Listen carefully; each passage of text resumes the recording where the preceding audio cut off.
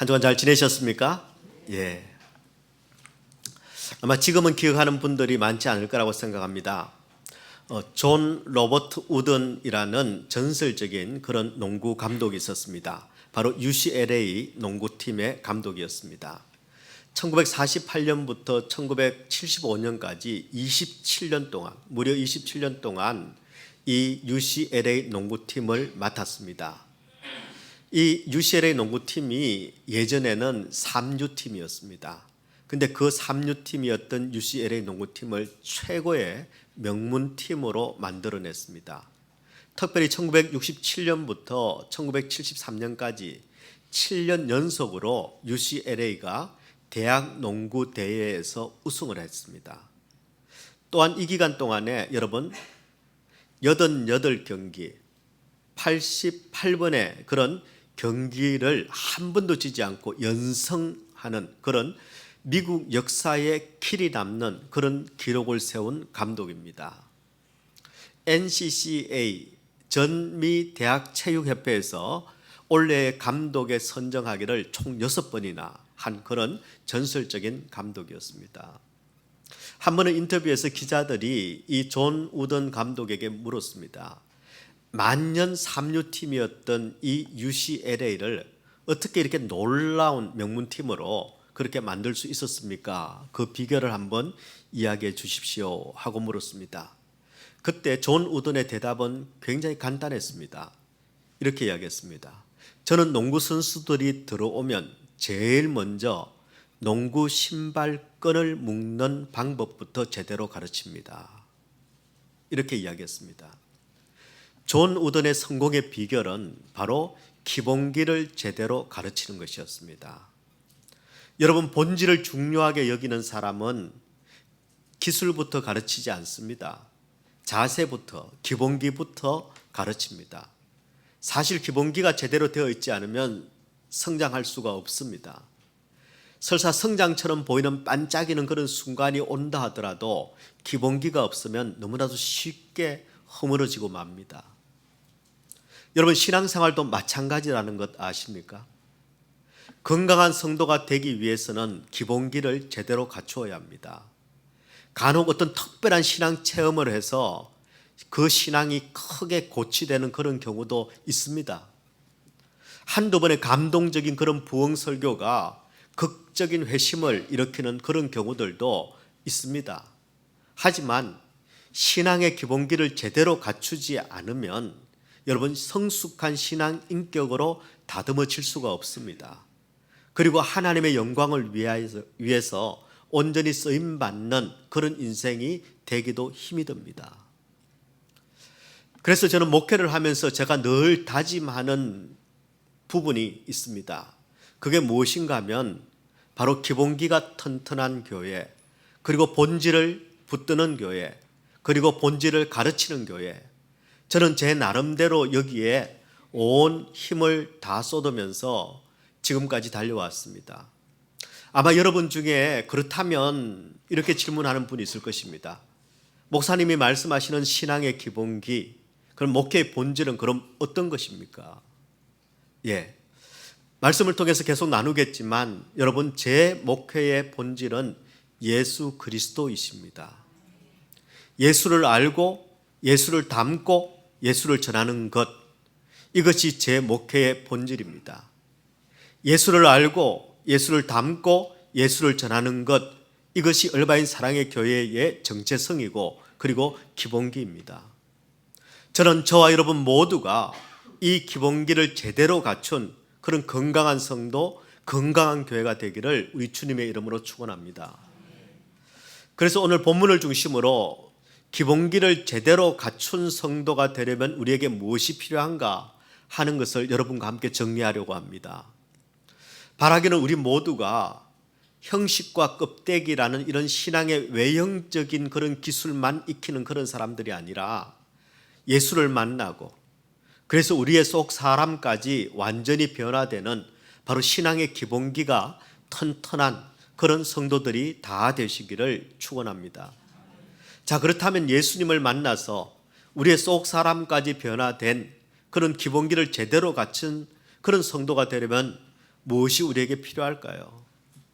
첫 번째, 하나님의 뜻을 알아야 합니다. 여러분, 예수를 만나고 그리고 속사람까지 변화된 그런 성도가 되려면 하나님의 뜻을 바르게 알아야 합니다. 오늘 본문의 말씀은 바로 바울의 기도문입니다. 에바브라를 통해서 골로새 교회가 세워졌고 그 골로새 교회가 어떤 교회인지 소식을 들은 바울이 자신이 세운 교회도 아닙니다. 한 번도 방문한 적이 없습니다. 그런데도 불구하고 복음 위에 건강하게 세워진 이 골로새 교회의 소식을 듣고는 너무너무 감사했습니다. 그래서 기도할 때마다 감사한다고 그렇게 바울은 표현했습니다. 말씀대로 믿는 그 성도들이, 그리고 말씀대로 살아가는 그 성도들이 바울은 너무 감사했고 계속해서 말씀대로 믿고 말씀대로 살아가기를 소망하면서 바로 이 편지를 썼습니다. 이 골로새의 교회 성도들에게 편지를 쓰면서 바울은 두 가지 목적을 가지고 있습니다. 바로 첫 번째 목적은 그 당시 잘못된 교리들이 많았습니다. 잘못된 교리를 가진 이단들, 특히 율법주의나 영지주의, 그리고 금욕주의자들의 그 가르침을 조심시키고 그리고 예수님 중심의 바른 교리를 가르치기 위해서였습니다. 두 번째로 이 편지를 쓰게 된 목적은 그리스도 예수 안에서 성도들의 영적인 성장과 성숙을 도와주기 위해서였습니다. 한마디로 편지를 쓴 이유를 정리하자면 예수 안에서 복음의 기본기를 제대로 갖춘 그런 성도들로 만들기 위해서였다는 것입니다. 여러분, 우리도 마찬가지입니다. 복음의 기본기를 제대로 갖추지 못하면 여러분, 우리는 건강한 성도가 될 수 없습니다. 건강한 교회가 될 수 없습니다. 4대, 5대 예수 믿는 그런 가정에서 태어나도 온갖 좋은 시설과 좋은 프로그램과 좋은 사역을 다 갖춘 그런 교회를 다녔다 하더라도 여러분, 기본기가 제대로 되어 있지 않으면 하나님이 원하시는 모습으로 우리는 빚어질 수가 없습니다. 우리는 영적으로 성장해 갈 수가 없다는 것입니다.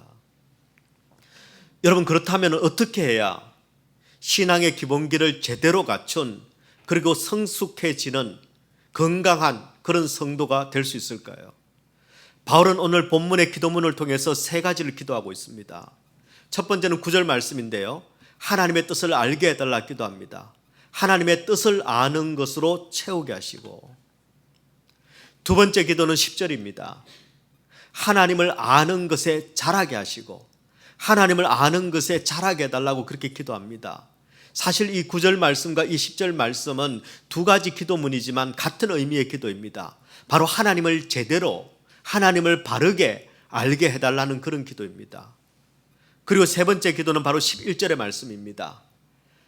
그의 영광의 힘을 따라 모든 능력으로 능하게 하시며, 바로 하나님의 능력을 덧입게 해달라고 그렇게 기도하고 있습니다.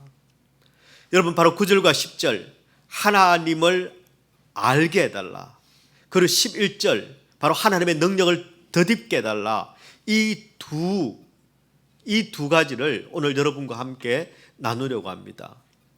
여러분, 신앙의 기본기를 제대로 갖춘 그런 성도가 되려면 가장 먼저 하나님의 뜻을 알아야 합니다. 알아야 뭘 할 수 있습니다.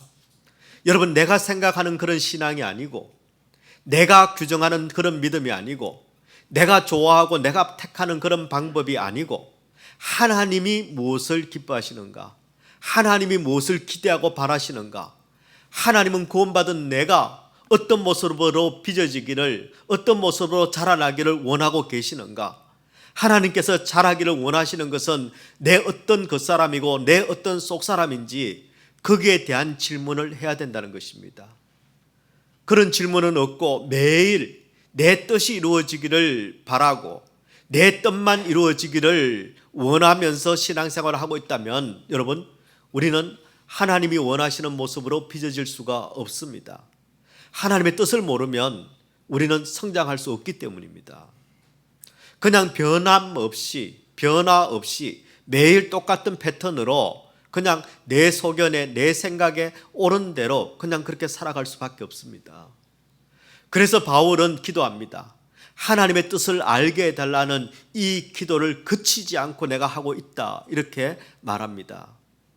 여러분, 저는 저와 여러분도 바로 이 하나님의 뜻을 알게 해달라는 이 기도를 멈추지 않기를, 거치지 않기를 축원합니다. 저는 이번에 휴가를 보내고 특별히 마지막 주간에는 선교지에 있는 교회에서 함께 예배를 드리면서 여러 가지 생각을 하게 됐습니다. 사실 복귀하면 골로새서를 나눌 계획을 이미 가지고 있었기 때문에 나를 향한 하나님의 뜻은 무엇일까? 우리 얼바인 사랑의 교회를 향한 하나님의 뜻은 어떤 것일까? 하는 것을 참 많이 묵상하고 그리고 생각하게 됐습니다. 그때 마침 하나님께서 응답처럼 주신 짧은 스토리 하나가 저에게 떠올랐습니다. 여러분과 함께 나누려고 하는데요. 여러분, 한 동네에 어느 날 빵집이 4개가 생겼습니다. 그 빵집 주인들이 어떻게 이름을 지을까? 어떻게 이름을 지어야 잘 지었다고 소문이 날까? 그리고 동네 사람들이 좀 관심을 가지고 우리 빵집을 찾아줄까? 하고 고민을 했습니다. 그러다가 첫 번째 빵집이 이름을 이렇게 지었습니다. 우리나라에서 제일 맛있는 빵집. 그저 두 번째 주인이 고심하다 이렇게 지었습니다. 세상에서 제일 맛있는 빵집.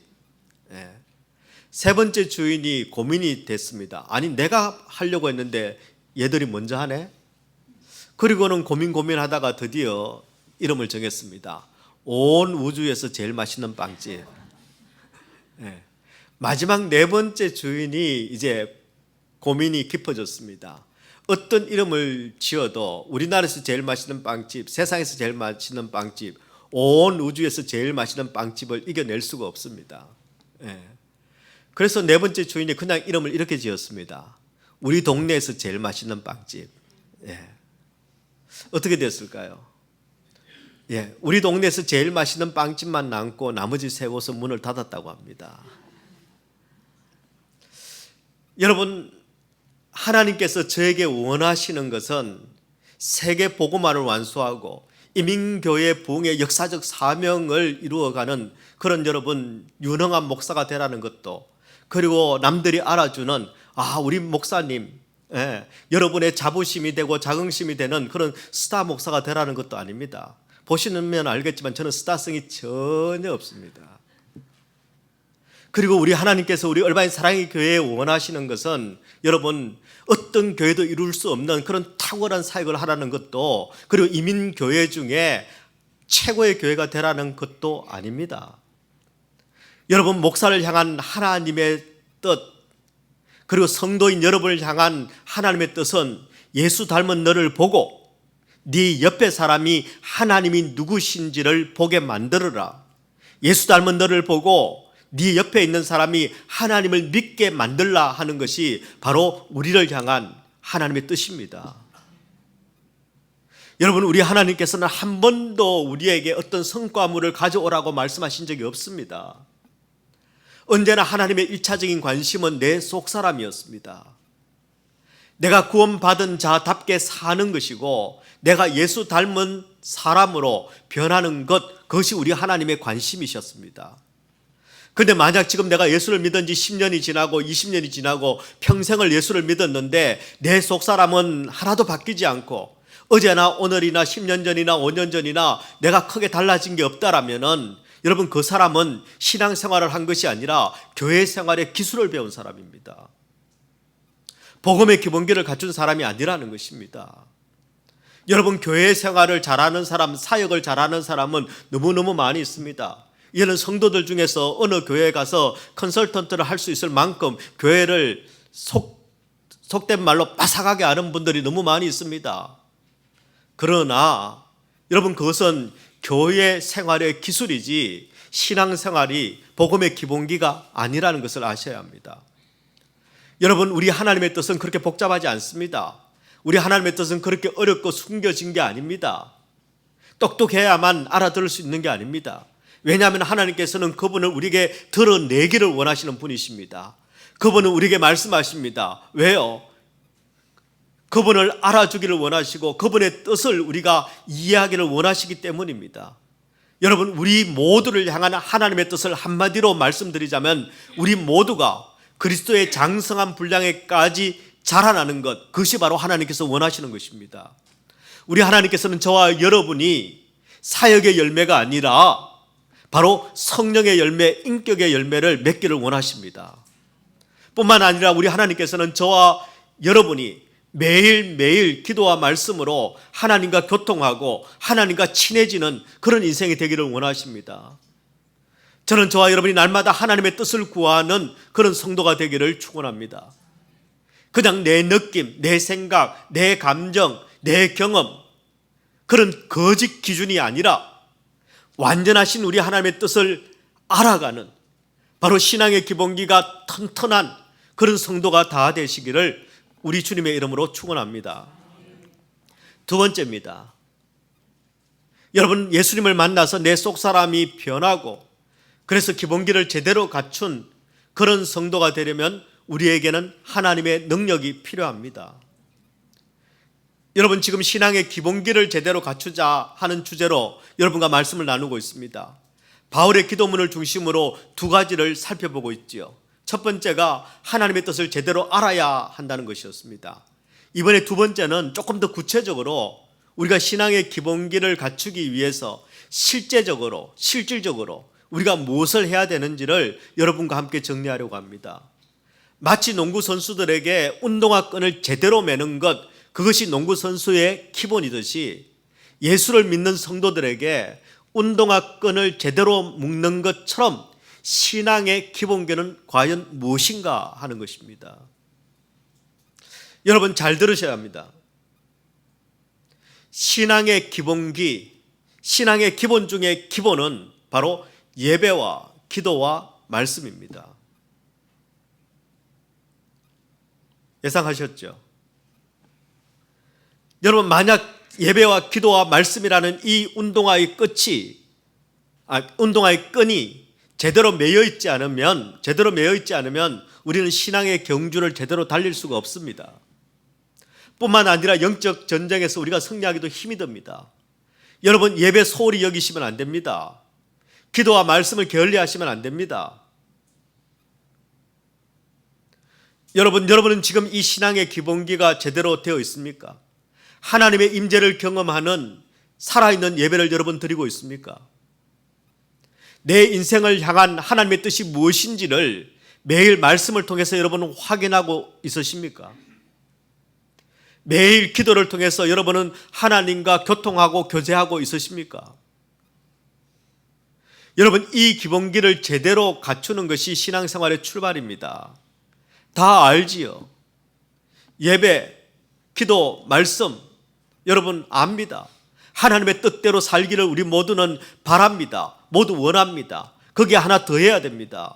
여러분, 바라고 원하기만 하면 안 됩니다. 바라고 원하고 그 다음 뭐 해야 됩니까? 기도해야 합니다. 바라고 원하고 그 다음 뭐 해야 합니까? 예배 드려야 합니다. 바라고 원하고 그 다음 뭐 해야 됩니까? 하나님의 말씀을 읽고 하나님의 말씀을 여러분 묵상하셔야 합니다.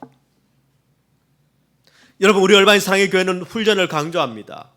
누구든 훈련 받도록 그렇게 안내를 합니다. 왜냐하면 신앙의 기본기를 갖추는 훈련이 없이는 영적 성장이 어렵기 때문입니다. 그래서 새일꾼반, 제자반, 사역반 모든 훈련의 핵심은 바로 이 신앙의 기본기를 다지는 것입니다. 아무리 지식적으로 많은 것을 알아도, 아무리 은사가 많아도, 아무리 사역을 탁월하게 해도 예배, 기도, 말씀, 이 기본기를 갖추지 못하면 영적인 성장과 성숙은 어렵습니다. 그리고 늘 제자리 신앙에 머물러 있게 마련입니다. 이미 훈련의 과정을 다 마친 성도들도 많이 있습니다. 훈련의 과정을 마치고 예배, 기도, 말씀이라는 이 기본기를 여러분의 신앙생활의 틀로 만드셔야 합니다. 그런데 안타깝게도 훈련이 마치자마자 이 기본 틀을 아예 해체해버리시는 분도 있습니다. 이때까지 고생 많았으니까 나는 나에게 상을 줘야 돼. 뭐요? 이제 조금 예배와 기도와 말씀을 느슨하게 하는 분들이 가끔 있습니다. 안 됩니다. 다시 예배와 기도와 말씀이라는 이 기본기를 여러분 회복하셔야 합니다. 여러분, 기본이 안 되면 하나님께서 아무리 많은 은혜를 주셔도 우리가 담아낼 수가 없습니다. 하나님께서는 나를 사랑하시지 않는 모양이야. 하나님께서 내게 은혜를 주시지 않는 것 같아 라고 말하는 분들의 거의 대부분은 자기가 하나님을 사랑하지 않더라고요. 그리고 하나님께서 은혜를 안 주시는 게 아니라 본인이 은혜를 못 담아내더라고요. 뿐만 아닙니다. 우리가 이 기본기가 안 되면 하나님이 원하시는 삶을 우리가 살아갈 수가 없습니다. 여러분, 예배와 기도와 말씀은 우리의 신앙의 핵심이고 그리고 전부라고 말해도 지나친 말이 아닐 겁니다.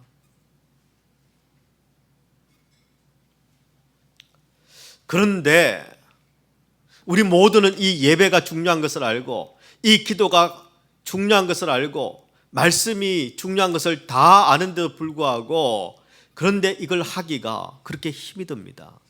그렇죠? 왜 힘들까요? 기본인데 왜 이 기본을 하기가 그렇게 힘이 들까요? 왜 나는 이 기본기를 제대로 갖추지 못해서 평생을 늘 똑같은 자리에서 맴돌고 있는 것일까요?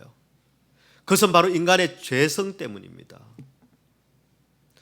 바울의 고백처럼 내가 원하는 건 하나님이 원하시는 것을 내가 하는 것인데 근데 내 겉사람이 그것을 원하지 않는다는 것입니다.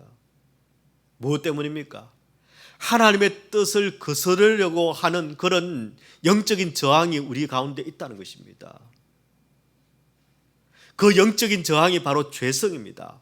하나님의 뜻을 거스르려고 하는, 하나님의 뜻을 따르려고 하지 않는 그 저항성은 바로 죄성입니다.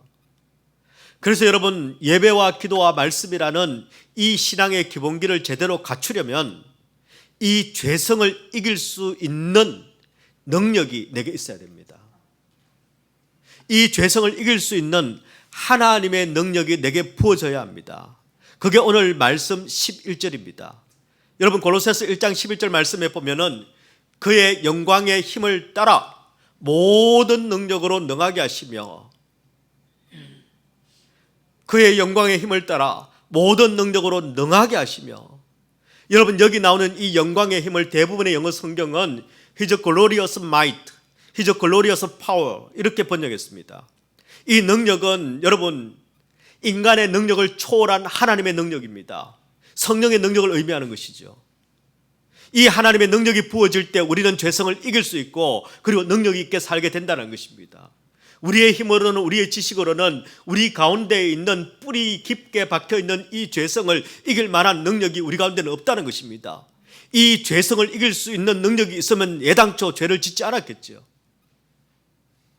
오직 우리의 죄성을 이길 수 있는 능력은 바로 하나님께서 우리에게 부어주실 때 그때 우리는 죄를 이길 수 있다는 것입니다.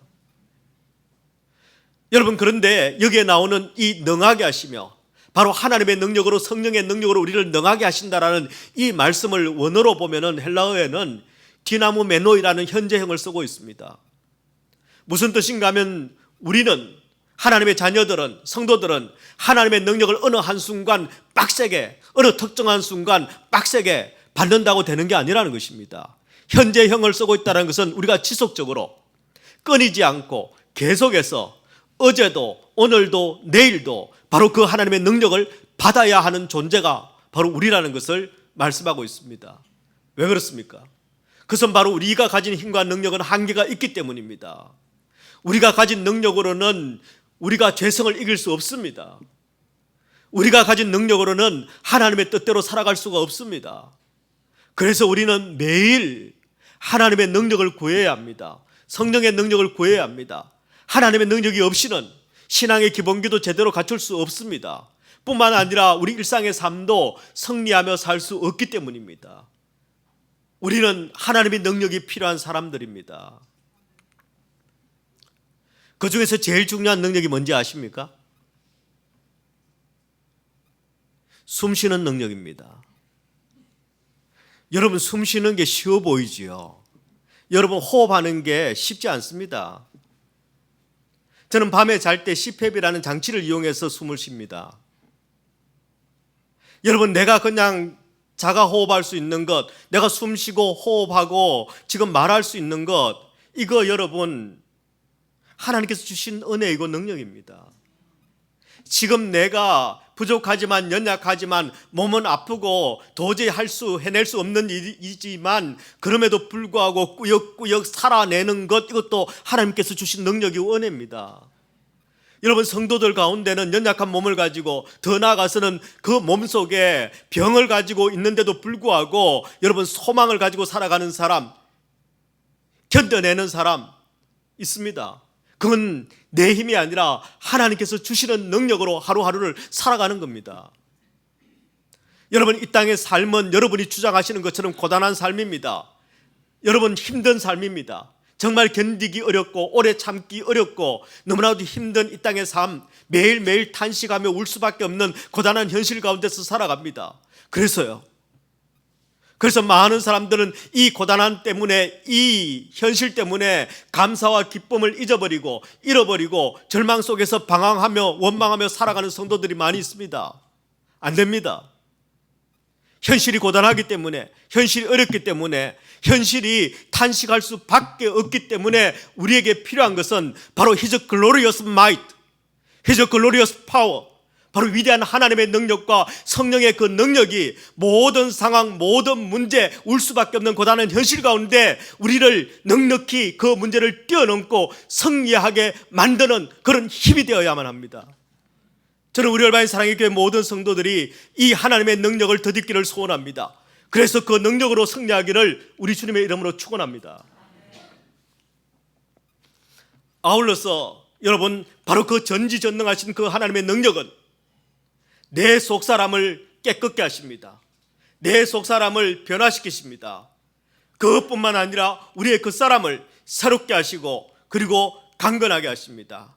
바로 이 전지전능하신 하나님의 능력이, 이 영광의 능력이 저와 여러분의 그 사람과 속 사람을 다 깨끗게 하시고 새롭게 하시고 그리고 이 땅 가운데서 승리할 수 있는 그런 강건함을 주시기를 우리 주님의 이름으로 축원합니다. 내 마음속에 울고 있는 내가 있어요 라는 그런 책이 있습니다. 주서택 목사님이 쓰신 책인데요, 그 책에 나오는 이야기 하나를 나누고 여러분 말씀을 마무리하도록 하겠습니다. 그 책에 서영이라는 한 여학생의 이야기가 나옵니다. 서영이는 일남 이녀 중에 장녀입니다. 대부분의 장녀와 장남이 그렇듯이 문제없이 순조롭게 잘 자라났습니다. 성적은 항상 상위권이었습니다. 그리고 신앙생활, 교회생활도 아무런 문제가 없었습니다. 모범적이었습니다. 참 똑똑한 딸이었고 야무진 딸이었고 자랑스러운 딸이었습니다. 누가요? 우리 서영이가. 그런데 고등학교 2학년 겨울방학이 끝날 즈음 3학년 진학을 앞두고 있을 때 이 서영이의 말이 좀 이상해지기 시작하고 행동이 조금 이상해지기 시작했습니다. 하루는 엄마에게 이렇게 고백을 했습니다. 엄마, 사람들은 내가 공부도 잘하고 신앙생활도 잘하는 그런 모범생인 줄 알고 있는데 사실 내 마음속은 미움으로 가득 차 있어요. 매일 나는 죽고 싶어요. 나는 사는 게 너무 힘들고 너무 괴롭고 그리고 나는 아무것도 못하겠어요 하고 고백을 했습니다. 그리고 점점 밤에 잠을 이루지 못합니다. 더 나아가서는 이제는 뜬 눈으로 밤을 꼬박 새우는 그런 날들이 더 많아졌습니다. 급기야는 나는 도저히 이제 머리가 아파서 공부도 안 된다, 공부도 못하겠다 하고는 혼자 괴로워합니다. 엄마가 처음에는 얘가 이제 고3 올라가니까 이제 고3 수험에 대한 그런 압박감과 스트레스 때문에 그냥 오는 그런 일시적인 두려움이다, 일시적인 그런 어떤 현상이다 이렇게 생각을 했습니다. 그래서 아이를 위해서 뭘 할까 하다가 아침마다 아이가 등교할 때, 학교에 갈 때 아이를 붙잡고 기도를 해줬습니다. 축복을 해줬습니다. 그리고 이런 말씀이 있단다 하고는 좋은 성경 말씀들을 들려주었습니다. 한동안 아이가 좋아지는 것 같았습니다. 그런데 며칠을 못 가서 또 다시 같은 정세를 보이면서 괴로워했습니다. 늘 입에서 나오는 이야기가 엄마 나 너무 괴로워, 엄마 나 죽고 싶어, 공부가 안 돼, 칠판이 하얗게 보여, 이런 소리를 하면서 점점 아이는 초췌해져 가기 시작을 했습니다. 그런 서영이를 보면서 엄마는 당황합니다. 어쩔 줄을 몰라 했습니다. 그러다 결국은 정신과 상담을 받게 됐습니다. 정신과 전문의가 여러분 이렇게 진단을 내렸습니다. 정신분열증 초기 증상. 여러분, 내 딸이 그렇게 착하던 서영이가 모범생이었던, 공부 잘하던, 그리고 야무졌던, 그리고 내 인생의 자랑이었던 그 서영이가 정신분열증 초기 증상을 지금 갖고 있답니다. 의사는 약을 복용해야 되고 그것도 계속 복용해야 된다고 그렇게 경고를 했습니다. 기가 막힌 이 현실 앞에서 서영이 엄마는 어쩔 줄을 몰라 했습니다. 딸만 고칠 수 있다면 내가 무엇이든지 다 할 수 있다고 그렇게 생각했지만 정작 내가 할 수 있는 일은 아무것도 없었습니다.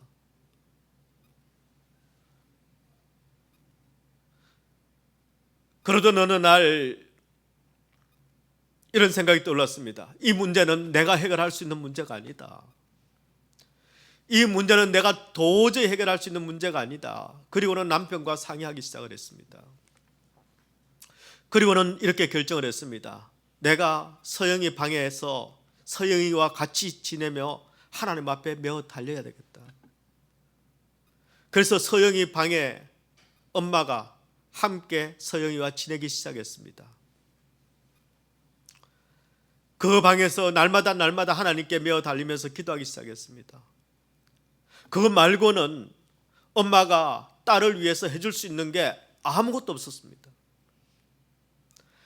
아침에 그냥 아이 손잡고 그냥 축복 기도해주고 좋은 성경 구절 한 구절 그냥 전해주고 바로 그 기도와는 깊이와 넓이와 무게가 다른 그런 기도가 쏟아져 나오기 시작했습니다.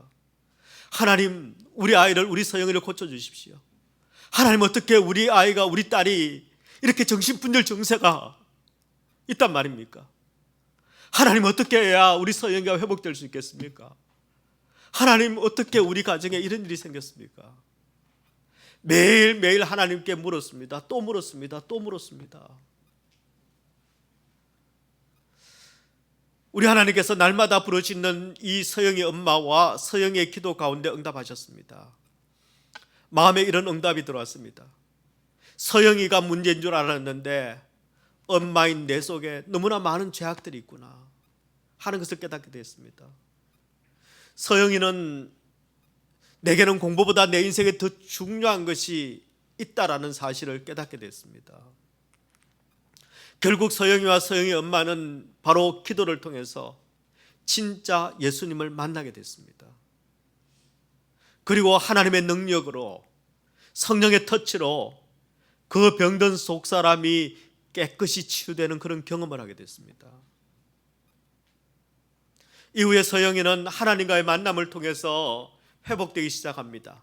먼저 내가 누군지를 제대로, 내가 왜 공부해야 되는지를 제대로, 내 인생의 방향과 내 정체성은 무엇인지를 제대로 확인하게 되었습니다. 그리고 심령이 회복되고 여러분, 육신이 건강해지기 시작했습니다. 그리고 좋은 대학에 진학해서 학업 생활을 이어갔습니다. 여러분, 하나님을 만나지 못하면 인생은 방황하며 살 수밖에 없습니다.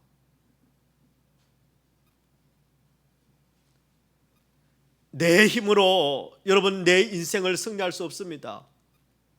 여러분, 능력이 많은 인생에 치명적인 약점이 뭔지 아십니까? 능력이 많다 보니까 꾸역꾸역 잘 살아가다가 마지막에 주저앉는다는 것입니다. 우리처럼 못난 애가 돼서요 일찌감치 주저앉는 게 차라리 다행인지 모릅니다. 여러분, 하나님을 못 만나면 인간은 반드시 방황할 수밖에 없습니다. 왜냐하면 모든 인간은 다 하나님의 형상으로 지어졌기 때문입니다. 모든 인간은 다 하나님과 교통하며 교제하며 살도록 지어졌기 때문입니다. 그래서 진정한 하나님과의 만남이 없으면, 하나님을 제대로 만나지 못하면 여러분, 우리가 70년 80년을 살아도, 남들이 다 알아주는 성공하는 삶을 살아도 여러분, 껍데기 집만 짓다가 우리는 일생을 끝내게 되는 것입니다. 저는 저와 여러분이 하나님과의 진정한 만남이 없이 그 사람만 살다가는 그런 인생, 겉만 화려한 그런 인생, 겉만 괜찮은 인생, 그런 인생이 되지 않기를 축원합니다.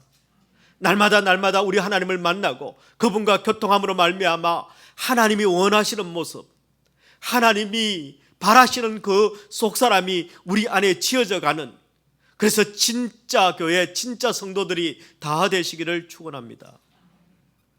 아울러서 우리 얼바인 사랑의 교회가 여러분 이 땅 위에서 진리를 선포하는 교회, 상한 심령을 치유하는 교회, 성령의 능력을 강력하게 힘입어서 모든 어둠과 마귀의 계계를 깨트리는 그런 교회, 다른 어떤 것보다 바로 이 복음의 기본기가 탄탄한 교회가 되어서 주님의 마음에 합하고 주님의 이름으로 하나님의 영광을 드러내는 그런 교회가 되어지기를 우리 주님의 이름으로 축원합니다.